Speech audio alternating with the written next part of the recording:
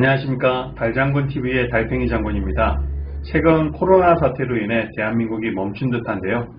언제나 그랬듯이 자랑스러운 대한민국은 잘 이겨낼 것이라 믿기에 시청자 여러분 건강 유의하시고 잘 이겨내시기 바랍니다.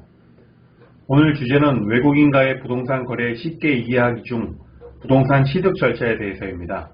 앞으로 매주 한 편씩 외국인과의 부동산 거래에 대해 동영상을 올릴 예정인데요. 외국인의 경우 내국인, 즉 우리 국민과는 달리 부동산 거래신고법 외에도 외국환 거래법, 외국인 투자법 등 적용되는 법률이 상이하고 영사확인, 아포스티유, 거주자 대 비거주자 등에 따른 세법상의 적용이 다르게 적용됩니다. 대다수의 일반 투자자 또는 공인중개사분들의 경우 외국인과의 부동산 거래 경험이 많지 않고 법률에 따른 조치사항 등 부동산 취득 절차에 대해 잘 모르는 분들이 많아 크게 어려워하고 있는 실정입니다. 그렇다고 외국인과의 좋은 거래 기회를 놓칠 수는 없고 어디 마땅한 전문가들에게 상담해 볼 수도 없는 상황이라 직접 각종 자료를 수집하고 연구해서 이번에 외국인과의 부동산 거래 쉽게 이해하기라는 책을 펴내게 되었습니다. 관심 있으신 분들은 주식회사 북쿠쿠 또는 예스24, 11번가 등에서 구매하시면 되겠습니다. 자, 그럼 취득 절차에 대해 살펴보도록 하겠습니다.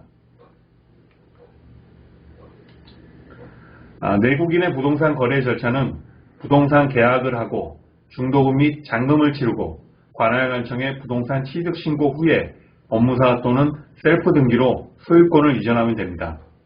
그럼 외국인의 경우는 어떡하냐?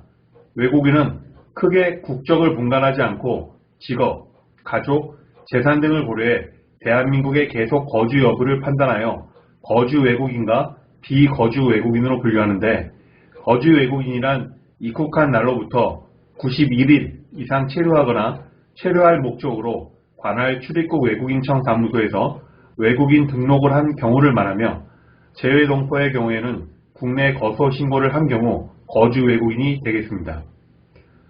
이와는 달리 비거주 외국인은 단순 관광 등의 90일 이하의 일시 방문자로서 거주 외국인과는 달리 외국인 등록 또는 국내 거소 신고를 하지 않은 자를 말합니다.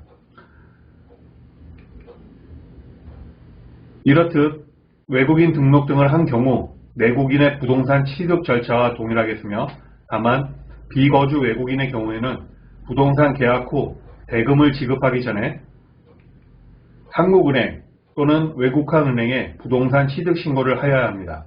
이는 대금 지급 후에 하는 사후 신고 개념의 관할관청 부동산 취득 신고와는 달리 사전 신고 개념으로 이해하셔야 합니다. 한국은행 또는 외국환 은행 신고는 외국 자금의 반입과 반출을 투명하게 하여 불법 자금의 반입과 부당한 반출을 막고자 함입니다.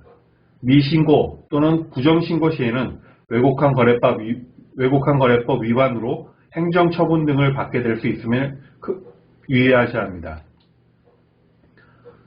또한 비거주 외국인의 경우에는 외국인처럼 주민등록 제도를 갖추지 못하였기에 등기에 필요한 주민등록 번호 등의 고유 식별 번호가 필요합니다.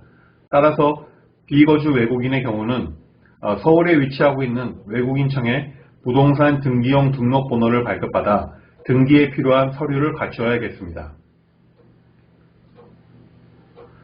마지막으로 거주, 비거주를 구분하지 않고 대한민국 국적자가 아닌 모든 외국 국적자는 일정한 요건의 토지를 취득하고자 하는 경우 부동산 거래 신고법에 따라 토지 소재지 관할관청에 토지 취득 허가 신청을 하여야 합니다.